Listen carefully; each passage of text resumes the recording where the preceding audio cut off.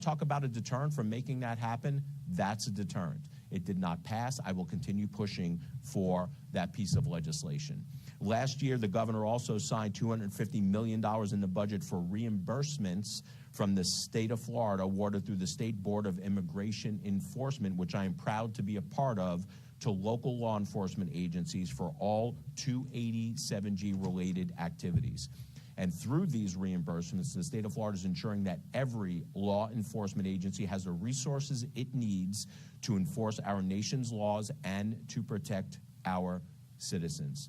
The greatest deterrent that we can have in the state of Florida to make sure that we keep our friends, our families, and our community safe, and make sure that we do not have illegal immigrants settling in our communities committing crimes are these guys right here. People and illegal immigrants are starting to think twice about settling here in the state of Florida because they know the longer they are here, the better of a chance these guys are going to catch them and send them back. Illegal immigration needs to come to an end. It is a scourge on our community. It is a scourge on this nation, and I get very aggravated when I hear people say, but don't you feel bad for the illegal immigrants coming here? Shouldn't they be treated better? Shouldn't they have constitutional rights? Yeah, these guys treat everyone with absolute respect, but if you're here illegally, expect your ass to get sent home. And in addition, I would love for some of these, liberal talking heads to start talking about what happens to illegal immigrants as they're on the trek here from their home country, traveling here to the United States, and you hear stories of little kids getting raped and parents getting mugged.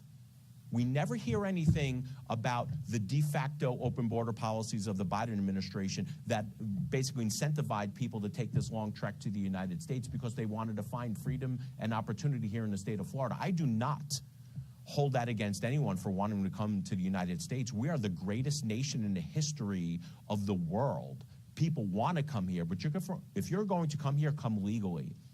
But if you create incentives where people are actually spending that trek and trekking over to a southern border, being smuggled by the drug cartels, what's happening to them is ungodly. But we never hear about what the drug cartels are doing to illegal immigrants. All we hear about from liberal talking head is how they're treated here. Well, if we never created the magnet of an open border, they would have never made the trek. If we would have had an illegal immigration system that actually worked and was fixed, they would have never made the trek in the first place. But the biggest deterrent, I will reiterate, is strong law enforcement, and our partners with the 287G program is now making the state of Florida the beacon of illegal immigration enforcement. We are the shining city on the hill when it comes to illegal immigration enforcement. No one in the United States comes close. And that is because the hard work of our partners standing here with us today, and all the police chiefs and the sheriff's deputies and the sheriffs and all of the other agencies that are all 287G certified. So on behalf of the state of Florida, I think I can speak on behalf of the cabinet and the governor. Thank you for what you were doing. And today, we are not only going to show it with just a thank you, we are here to award checks for all the hard work, reimbursement checks for all the hard work that they have been doing, making sure they are putting U.S. citizens first and putting the criminal illegal aliens back where they belong in their home countries. So today we are announcing a bunch of checks. We're going to start off with Bay County Sheriff's Office for a total award of $685,956. Sheriff?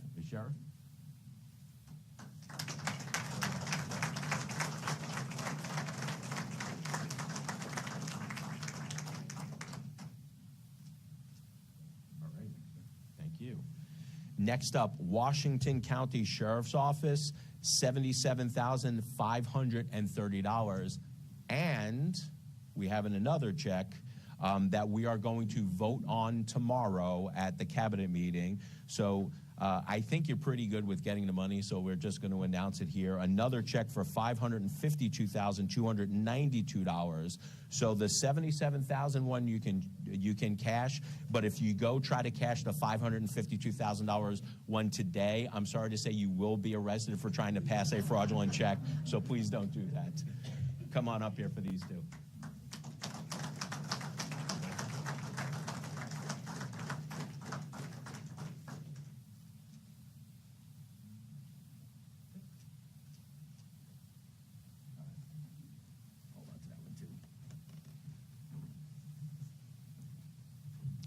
Holmes County Sheriff's Office, $24,892.60.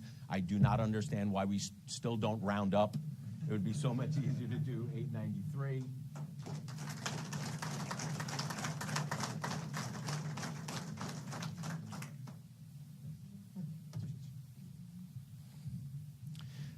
City of Blountstown, is it Blountstown? Did I pronounce that ready? Okay. Pronounce it ready, then I pronounce it okay. Right. $26,055.50. Chief?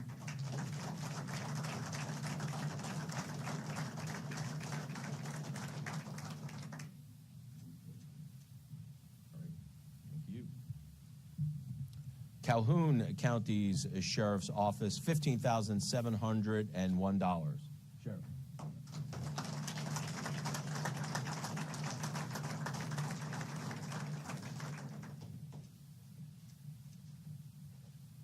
Sheriff. Mariana Police Department, $30,361.50. Chief? Thank you, sir.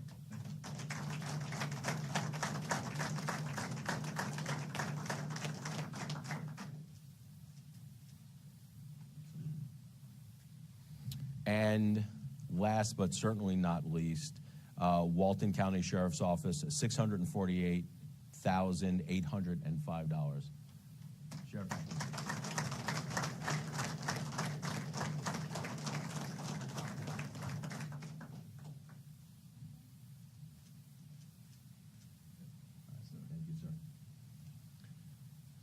Oh, actually, so why don't we let's all get together for a big group photo? Chief? Where's?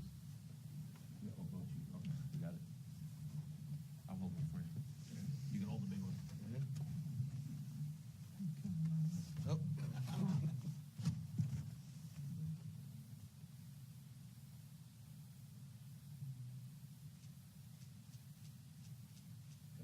All right, thank you. Before we call up the speakers, I just want to just make a couple of last points. We'll call up the speakers, and then we can answer any questions that the press has. This is checks. This is money, right?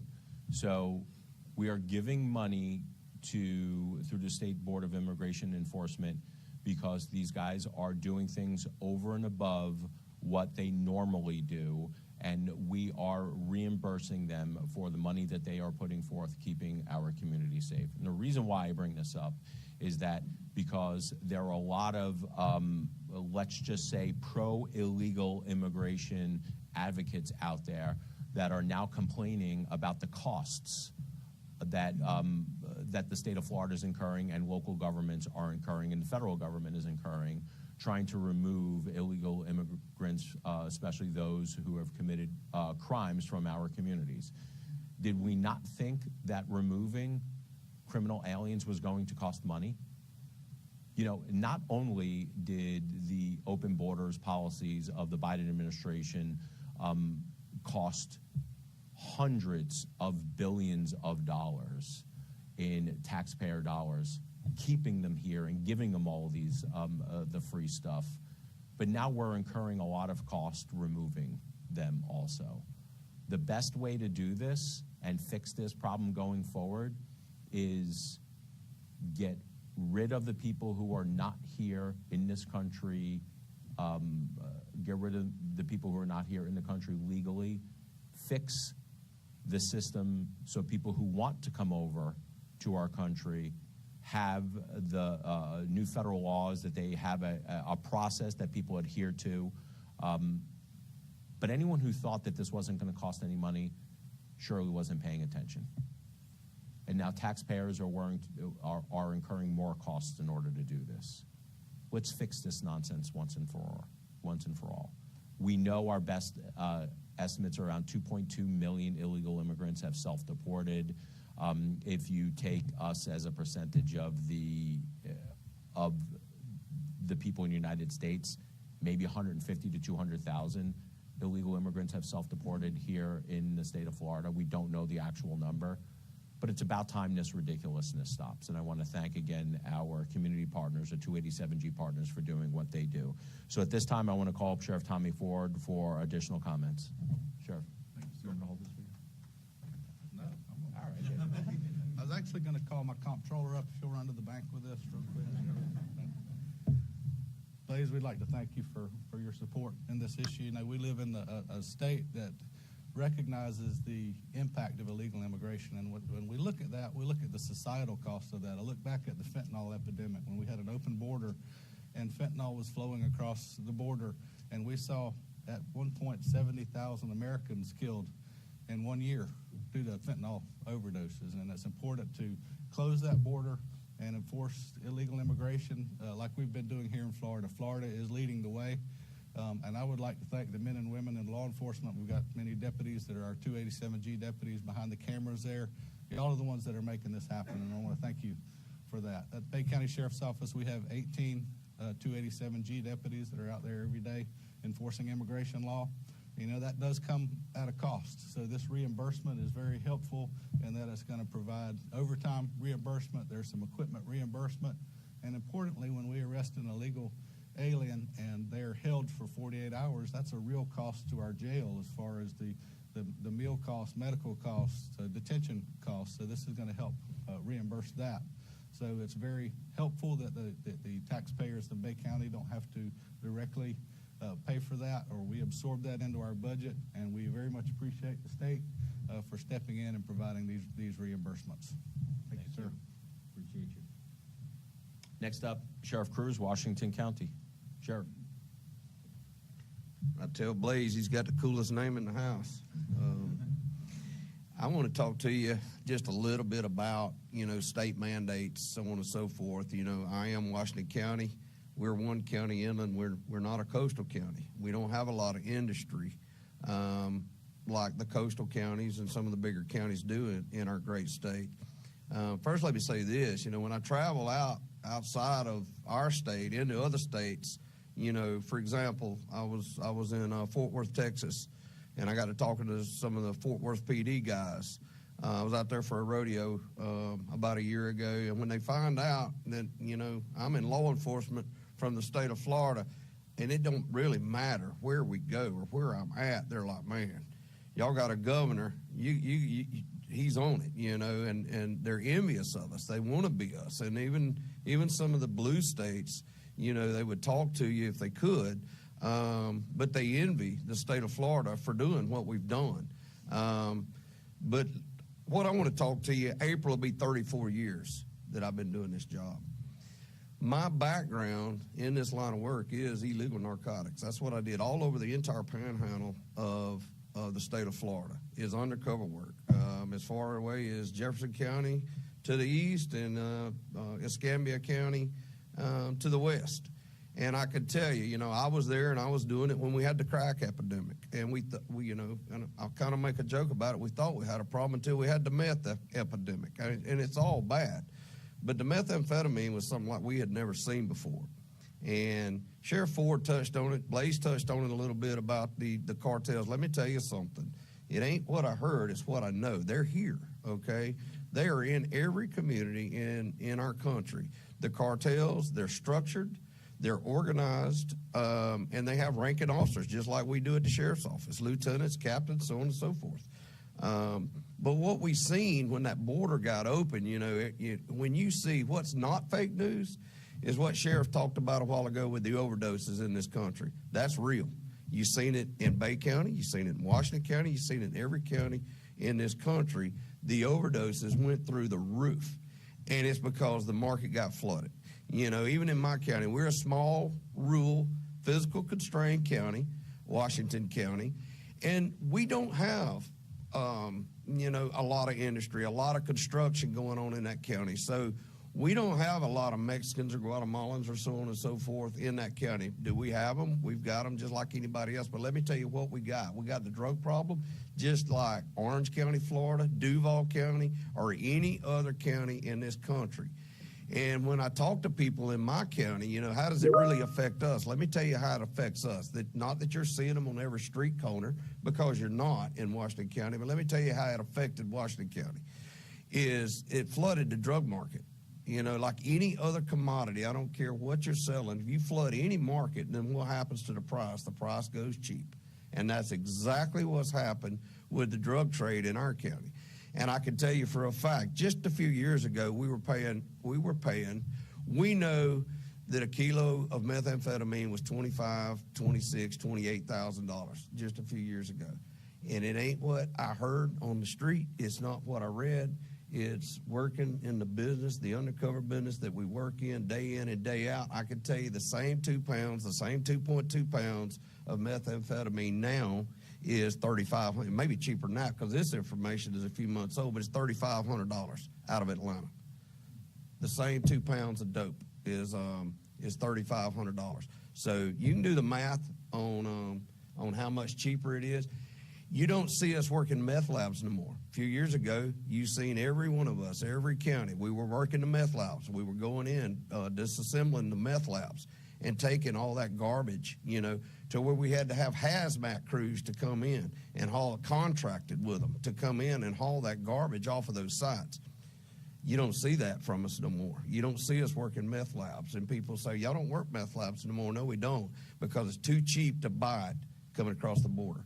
There's a lot less risk in buying it straight from them versus cooking the meth like we used to do, each and every one of us a few years ago. So it's an honor for me to be here today and stand with Blaise. And I'll end on this right here. He talked a little bit about the finances behind this. Not that our arms had to be twisted. We had direction from our state leaders, from our governor, on what direction that we were about to take with this problem now that our country's got, that we didn't create, but somebody's got to deal with it. Not that our arm had to be twisted. I think every sheriff in the entire state of Florida is on board, as far as I know, and you know, it's a funded mandate, and that's what he talked about. And I'm proud to stand here with him. They are financing a small rural county like Washington County. They are financing our efforts to make our county and the state of Florida a much better state to live in, to work in, to play in. So he's not just talked about it. I can tell you, he's in Bay County, Florida today with checks in hand. He's backed his word up. And as Sheriff of Washington County, I proudly stand with you. I appreciate you, sir. Thank you. Appreciate it. Next up, Representative Griffiths. Thank you, Blaise. Really welcome to Bay County District 6. It's an honor to have you here.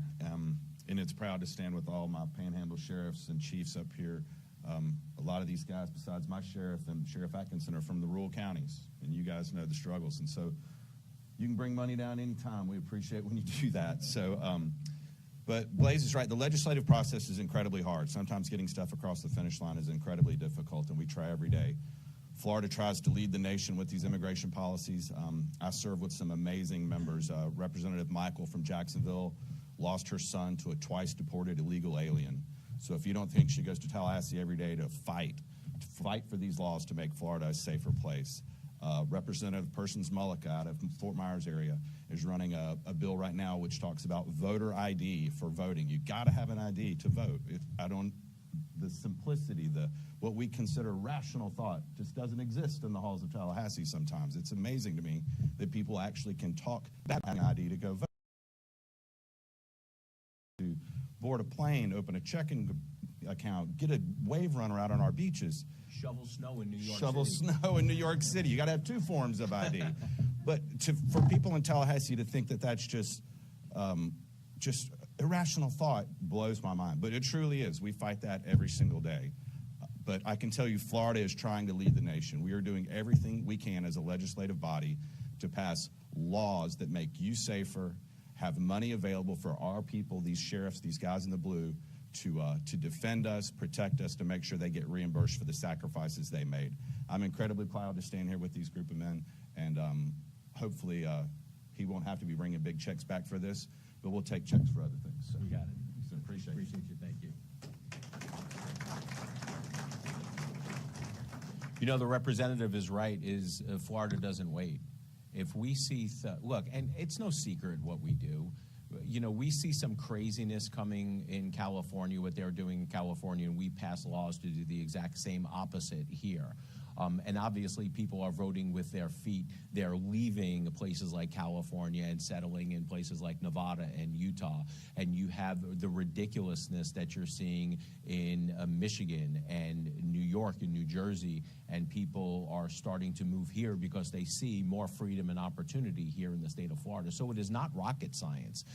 In fact, some of the laws that are passed in other states we think are bad ideas. We make sure we do the exact opposite here. But we don't necessarily wait for bad laws to be passed in other states. Look at some of the ridiculousness that we've seen in some of these cities, Seattle. Look at what's happening in Minneapolis. We see the craziness happening, and then we make sure that the craziness doesn't happen here, and we're proactive. We're constantly trying to push the envelope and show people here that not only is that never going to happen here, it won't ever happen here in the state of Florida. So that is, we're always trying to stay ahead of the curve. But with that, staying ahead of the curve, I mean, just look at, you know, some of the three biggest issues that we have here in the state of Florida. You can name them: illegal immigration, property taxes, and insurance, right? Housing affordability and safety. And the state of Florida, with the leadership of Governor Ron DeSantis, the cabinet, the House, and the Senate, we are being aggressive with tackling those issues. Again, we're standing here today reimbursing our great law enforcement partners for being a partner with us under the 287G program. We have passed laws, some of the strictest anti-illegal immigration laws this country has seen here in this state of Florida, becoming the gold standard for the rest of the United States. Property taxes. We weren't waiting for everyone to start complaining about property taxes. We saw some of the problems that we were having across this state. So what do? We started to be aggressive, and we start talking about reforming the property tax system, because property taxes are starting to get out of hand here in the state of Florida. And while I'm here, while my law enforcement partners are here, I'm going to say this. I say it all the time. I will continue to say it. The first role of government is to protect its citizens. And you do that by making sure that our fire and our police have the resources that they need in order to keep our community safe. So if any local government is out there saying that with property tax reform, we're going to have to cut their law enforcement or cut fire, you direct them to me, because I will tell them no, they don't. And I will be more than happy to sift through their books line by line and make sure that they are cutting out the waste of fraud and abuse and not cutting out the money for our first responders. We will not have it. The governor will not stand for it. I will not stand for it. But we're not waiting. Property tax reform will be on the ballot in November 26th. It's a housing affordability issue. Another thing with housing affordability is insurance reform.